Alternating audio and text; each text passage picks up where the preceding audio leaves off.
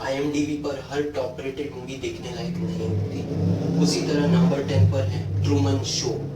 ये मूवी की प्रॉब्लम ये हो गई कि ये 20 साल पहले ही दुनिया में आ गई थी। बहुत ही यूनिक कंसेप्ट है इस मूवी का, और अगर ये मूवी सोशल मीडिया के ज़माने में बनती तो ये मूवी आग बन सकती थी। मूवी देखना और बिलीव करना बहुत ही मुश्किल है। ऑनेस्टली कहूँ तो मूवी बहुत ही बोरिंग है। कॉमेडी के नाम पे कुछ भी नहीं है मूवी में। ये हमारे लिस्ट की सबसे ओवररेटेड मूवी है। ये मूवी है ही नहीं, बल्कि ये एक म्यूजिक एल्बम है। ऐसा लग रहा था कि डायरेक्टर और मेकर्स के पास स्क्रिप्ट और सीन्स रेडी टाइम पे थे ही नहीं, तो इन्होंने भाई हर जगह गाना घुसेड़ दिया। फिल्म में कहीं पर भी कहीं से भी गाना घुसेड़ा है, कहीं से भी एक हाथ निकल कर आता है, फिर वो हाथ चुटकी बजाने लगता है, फिर डांस चालू होता है, फिर गाना, फिर डांस, फिर गाना, यही चल रहा है पूरे मूवी में। म्यूजिकल मूवी के नाम पे बेवकूफ बनाया गया है ऑडियंस को, और गाने भी कुछ खास है ही नहीं वैसे।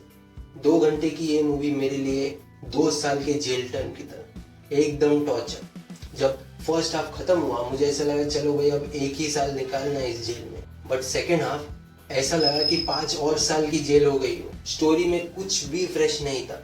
हीरो हीरोइन के बीच जो दूरियां बढ़ती हैं उसे जस्टिफाई भी नहीं किया गया है। हीरोइन को काफी सारे अवार्ड्स मिले थे इस मूवी के लिए, बट मुझे इस मूवी में कुछ भी चैलेंजिंग नहीं लगा उसके रोल में, कुछ भी। ये मूवी ऑस्कर के लिए नॉमिनेट हुई थी। ये सुन के ऑस्कर पे से मेरा भरोसा ही उठ गया।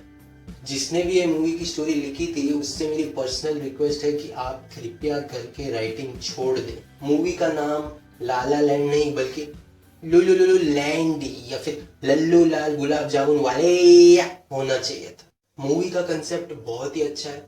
ह्यूमंस वर्सेस मशीन्स की वॉर में ह्यूमंस जब हार जाते हैं, पोस्ट एपोकैलिप्टिक वर्ल्ड में दुनिया में इंसान खत्म हो चुके हैं, मर जाते हैं सब। एक साइंटिस्ट के द्वारा क्रिएट किए गए रोबोट्स कुछ मॉन्स्टर से लड़ते हैं और एक not so looking unique mission complete कर लेते हैं। मूवी का स्टार्ट और एंड दोनों बहुत बढ़िया है, और मूवी की मिडल स्टोरी बहुत ही घिसी पिटी है, बहुत ज्यादा बोरिंग है। 70 मिनट की ये मूवी मुझे 3 घंटे जैसी लगी। मूवी में काफी कुछ क्रिएटिव कर सकते थे बट नहीं किया गया। जिराल्ड्स गेम। एक middle aged couple weekend holiday मनाने अपने आउटसाइड द सिटी वाले घर जाते हैं, जहां जिराल्ड अपनी वाइफ को हैंडकफ से बांध देता है बेड पे अपनी सेक्स फैंटेसी पूरी करने। फिर वो वायग्रा खा लेता है और उसे हार्ट अटैक आके वो मर जाता है। फिर पूरी मूवी में उसकी वाइफ खुद को हैंडकफ से आजाद कैसे करती है उसका स्ट्रगल दिखाया गया है, जो कुछ खास कन्विंसिंग मुझे लगा नहीं, बहुत ही ज्यादा बोरिंग लगा। लीड एक्ट्रेस अपनी सोल से बात करती है, फिर जिराल्ड के सोल से बात करती है। उस दौरान कंटाल गया था मैं ये मूवी देख के। फिर लीड एक्ट्रेस के पास्ट का एक चाइल्ड सेक्स अब्यूज दिखाया जाता है, फिर एक भ्रम, फिर एक मॉन्स्टर जो जस्टिफाई नहीं किया गया है मूवी में। बहुत ही बड़ा टॉर्चर है ये मूवी। नेटफ्लिक्स से मेरी पर्सनल रिक्वेस्ट है कि ब्रिंग सम बेटर मूवीज, क्योंकि नेटफ्लिक्स की चॉइस दिन बर दिन डिग्रेड होती दिखाई दे रही है। अच्छी मूवीज कम समय के लिए रेंट कर रहे हैं और ऐसी फालतू मूवीज पड़ी रहती हैं हमेशा नेटफ्लिक्स पर। The village. मोह माया से दूर होने के लिए कुछ दोस्त अपनी फैमिलीज को लेकर शहरों से कोसों दूर एक गांव में जाकर अपने घर बसा लेते हैं, और ये गांव कोई छोड़कर ना चला जाए इसके लिए ये दोस्त लोग एक झूठ का सहारा लेते हैं। 20 साल बाद जब जोआक्विन फिनिक्स घायल हो जाता है तो मरहम पट्टी से काम नहीं चलता, इसलिए हाईटेक दवाइयों का बंदोबस्त करने के लिए एक अंधी लड़की को शहर भेज दिया जाता है। ऑडियंस को ग्रिप करने के लिए कई कोशिश की गई है सस्पेंस बनाए रखने के लिए, बट मूवी कुछ सवालों के जवाब बिल्कुल नहीं देती। जैसे 20 साल तक किसी को कोई भी जानलेवा बीमारी क्यों नहीं हुई, कैसे नहीं हुई, और अगर हुई तो वो ठीक कैसे हो गए बिना दवाई के। वो झूठ इतने सालों तक कैसे नहीं समझ आया लोगों के। मूवी अच्छी बन सकती थी बट काफी चीजें इलॉजिकल लगी मूवी में। प्लस जोआक्विन फिनिक्स को टोटल वेस्ट किया गया है मूवी में। काफी रोल है बट उनका रोल ज्यादातर या तो बेड पे मरने की हालत में पड़े हुए हैं ऐसे हैं, या तो बीमार है। फर्स्ट पार्ट फिर भी ठीक था बट सेकेंड पार्ट बनाने की जरूरत ही नहीं थी। दोनों पार्ट्स में सिर्फ जोएल कोटनी की एक्टिंग अच्छी है, बाकी सब तो मूवी के नाम पे मानो किस परेड पर निकले। दूर ही रहना इस मूवी से, क्योंकि 2 घंटा वेस्ट है। मूवी का मेन सब्जेक्ट है लॉन्ग डिस्टेंस रिलेशनशिप जो टिका हुआ होता है 1 वर्ड मैसेजेस पर। दोनों पार्ट्स में दिखाया गया है कि कॉलेज के सबसे डूड लड़कों को इसी लड़की से प्यार हो रहा है। क्यों हो रहा है बिल्कुल भी जस्टिफाइड नहीं है, एकदम इलॉजिकल। डांस कंपटीशन बहुत ही फालतू एडिशन था स्क्रिप्ट में। ऐसा लगा जैसे इस लड़की को जीतने के लिए स्पॉन्सर्स ने टूर्नामेंट ऑर्गेनाइज किया था। और मूवी के एंड में दिखाते हैं कि इन्हें हार्वर्ड यूनिवर्सिटी में एडमिशन मिल जाता है। भाई ऐसे लोगों को अगर हार्वर्ड मिलने लग गया तो दुनिया में तो कोई भी कुछ भी कर सकता है।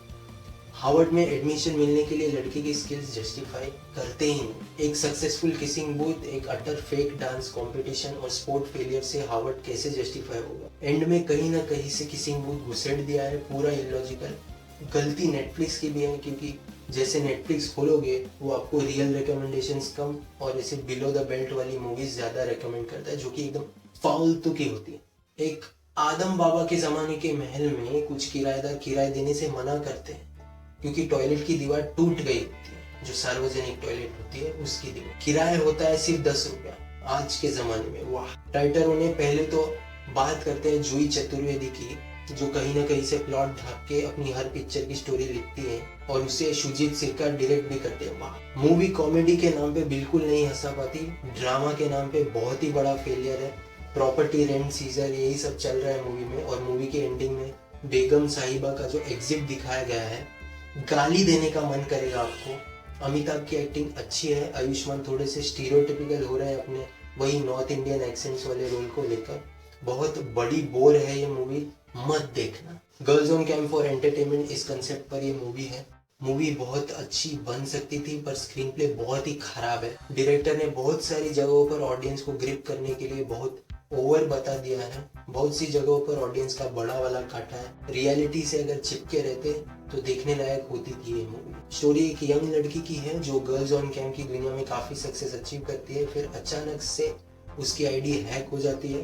फिर उसके ऑब्सेशन और गलत डिसीजंस की वजह से उसकी वाट लग जाती है। मूवी के एंड में आपको ऐसा लगेगा यार ये क्या है, ये तो कुछ भी दिखा दिया, स्टे अवे। एडाप्टेशन और रीमेक्स के नाम पर सिर्फ कंट्रोल सी उठा कंट्रोल भी पटक चल रहा है बॉलीवुड में। Story weak, screenplay weak, background story weak, character buildup not there, villain का कैरेक्टर नॉट जस्टिफाइड। किसी देश को नक्शे से मिटाने की बात तो सुपरमैन या अवेंजर्स ने भी नहीं सोची आज तक। एक चंगू मंगू आदमी पुलिस की ट्रेनिंग पार करके मेडल्स जीत जाता है और फिर इंटरनेशनल असाइनमेंट के लिए सीरिया चला जाता है और किसी को अंदाजा भी नहीं होता है। वाह। लूप होल्स नहीं, मॉन्स्टर होल्स हैं इस मूवी में। फिर उसका भाई रॉनी उसे बचाने सीरिया चला जाता है, बट साथ में अपनी गर्लफ्रेंड को भी लेके जाता है। गर्लफ्रेंड को क्यों? उसकी गर्लफ्रेंड का वहां पे क्या काम है? सिर्फ भागना और हीरो को आके चिपकना। कॉमेडी देखोगे आप तो गुस्सा आ जाएगा आपको ऐसे डायलॉग से। फरहद समजी को पता ही नहीं है कि राइटिंग और मजाक में फर्क क्या होता है। Stay away. बागी 3 की एवरेज रेटिंग हाउसफुल 4 से बेटर नहीं है, बट फिर भी हमने उसे सेकंड पर रखा क्योंकि हाउसफुल 4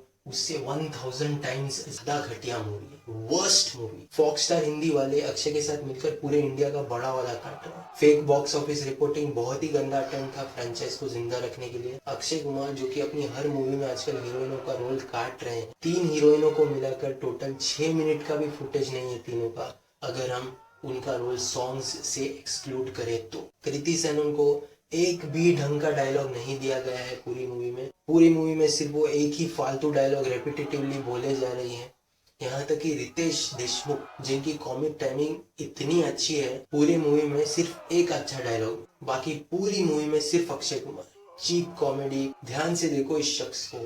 क्या ये 100 करोड़ वाला एक्टर है? क्या ये 200 करोड़ वाला एक्टर है? 100 करोड़ लेके साउथ इंडस्ट्री में बांटेंगे ना तो 100 करोड़ में 50 मास्टरपीसेस तैयार खड़े करेंगे साउथ में। बस देशभक्ति के नाम पे काटे जा रहे हैं लोगों को, कभी टॉयलेट बना के तो कभी पैड बना के। Akshay Kumar highly overrated. फरहद समजी जैसे राइटरों को हाउसफुल 4, बागी 3, कूली नंबर 1 जैसी मूवीज लिखने के लिए उम्र कैद की सजा होनी चाहिए। बट हाँ, हाउसफुल 4 मेरे लिए एक लैंडमार्क मूवी थी, जिससे मुझे ये समझ आ गया कि now it is time to quit watching Bollywood shit.